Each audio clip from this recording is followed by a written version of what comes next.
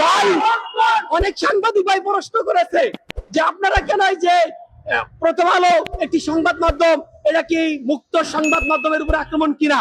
আমরা বলতে চাই, এই যে ভাই 21শে টেলিভিশন, এখানেই তাদের প্রধান কার্যালয়।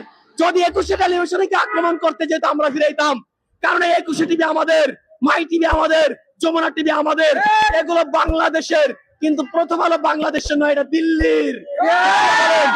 এই দিল্লির দাসত্বকে আমরা ঘুরিয়ে দিতে চাই। বাংলাদেশের ইঞ্চি ইঞ্চি মাটি থেকে দিল্লির দাসত্বকে চিরদিনের জন্য ঘুরিয়ে দেওয়া হবে।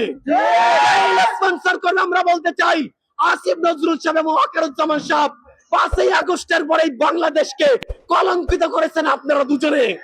যদি আপনারা চাইতেন বাংলাদেশ এই 16 মাসে ইতালি হয়ে যেত, কিন্তু আপনারা চান নাই। আমরা দেখতে পাচ্ছি আওয়ামী লীগের সর্বশেষ 5 বছরে যা দুর্নীতি হয়েছে, আপনাদের 16 মাসে তার চেয়ে বেশি হয়েছে। যদি আপনারা দুর্নীতি থামাইতে চাইতেন, যদি আপনারা সেই যে চোরগুলো পালিয়েছে তাদের সম্পত্তি, তো রাষ্ট্রের সম্পত্তি বাজেয়াপ্ত করলে বাংলাদেশ 5 বছর চলতে পারত, কিন্তু আপনারা সেগুলো তো বাজেয়াপ্ত করেনই নাই। বরঞ্চ এই আসিফ নজরুল চোরের বাচ্চা চোর, ওরা তাদের থেকে টাকা নিয়ে তারপরে মুক্তি দিয়েছে। আমরা বলতে চাই, আমরাই হাদি।